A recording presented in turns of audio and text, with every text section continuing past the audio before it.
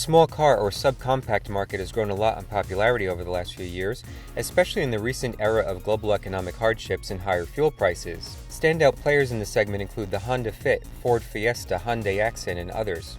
General Motors' entry is the Chevrolet Sonic, which was all new for the 2012 model year. In Chevrolet's lineup, the Sonic slots below the compact cruise sedan, but above the tiny Spark hatchback, and you have the option of either a 4-door sedan, which you see here, or for an additional $600 you can get a 5-door hatchback, not unlike the Ford Fiesta and Hyundai Accent, which also come in two body styles. The Sonic is Chevy's replacement for the not-so-great Aveo sedan and hatch, which were pretty much universally panned, even by those who only had to suffer through renting one at the airport. No matter which version of the Sonic sedan you choose, some attitude comes standard.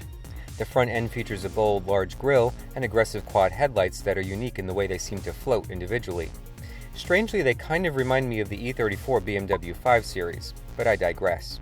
Around back, the typically awkward proportions of such a small sedan are slightly offset by extra-large taillight housings with inset round lenses, echoing the round headlights. Overall, even 2 years into this generation, it's not a bad-looking car, providing a more muscular alternative to the softer, rounder lines of the Hyundai Accent and Mazda 2, or the slab-slided approach of the Honda Fit, while lacking the upscale look of the Kia Rio twins. Inside, there's a decent amount of space in the front row, and you face a dashboard featuring Chevrolet's signature dual cockpit design, which means two sides that are nearly symmetrical.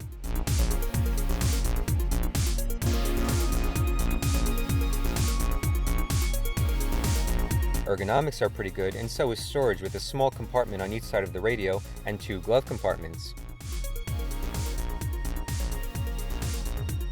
I especially like the round HVAC vents. Materials are basically on par for the class, with upgraded versions offering different color combinations and things like a leather-wrapped steering wheel. The most unique part of the whole thing is the instrument cluster, which, like more and more cars these days, is said to have been inspired by a motorcycle. It features one large analog tachometer, adding a sporty feel, but most of your relevant information is displayed on a smaller digital screen.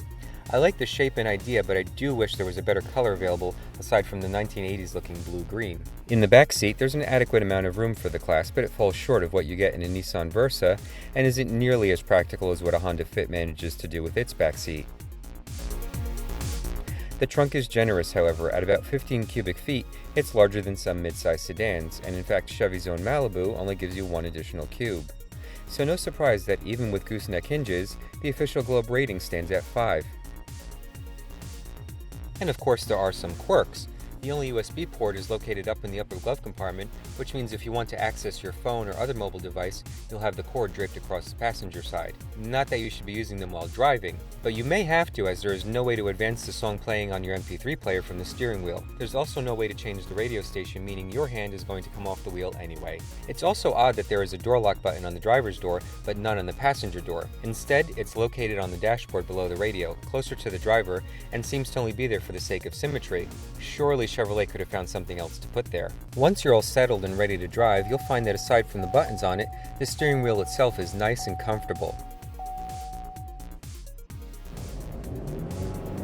The ride with the standard 15-inch wheels of our LT tester is comfortable as well, especially on the highway where even expansion joints are absorbed nicely.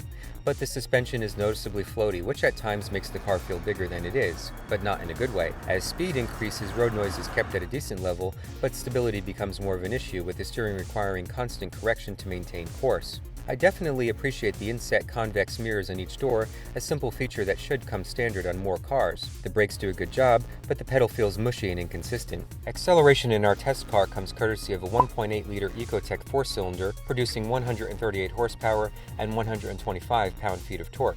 Class competitive numbers. If you're looking for a bit more performance, there is a 1.4-liter turbocharged version of the Ecotec, which, funny enough, produces the same 138 horsepower, but with additional torque at 148 pound-feet, both of which are produced at a much lower RPM. Chevy claims fuel economy of up to 40 miles per gallon on the highway, and maybe they're right. I was actually able to reach that number and in some cases even exceed it with the bigger engine, which is rated a few miles per gallon less at only 37. Transmission choices range from a 5-speed manual to 6-speed automatics and manuals depending on which trim and engine you select. Outside the US, the Sonic is available with several more powertrain options including a diesel, so check your local market. Base LS Sonics start a hair under $15,000 for a manual transmission and go up from there. Our LT tester represents the most popular version of the car and stickers from around $16,650 to start for a 6-speed manual transmission. If you want the 6-speed automatic, prepare to spend nearly $18,000.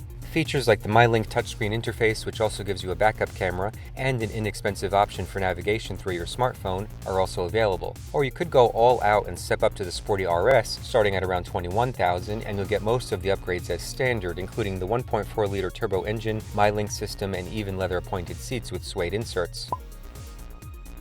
The RS will also get you a more sporty suspension tune for tighter handling and ride, but no additional performance. Look to the Ford Fiesta ST with its 197 horsepower for that. All Sonics come standard with 10 airbags, including a driver's side knee airbag, and safety ratings mostly reflect that, with the Insurance Institute for Highway Safety awarding good scores for all tests, except for the difficult small overlap. This puts it ahead of the less expensive Nissan Versa, but slightly behind the newer Honda Fit, and it does prove that Chevy is capable of building a subcompact that can play with the others in its class and is worth a look. If you like this video on the Chevrolet Sonic sedan, please subscribe to our channel. You can see other videos such as our one on the Hyundai Accent, and you can also like us on Facebook and follow us on Twitter. Thank you so much for watching, and drive safe.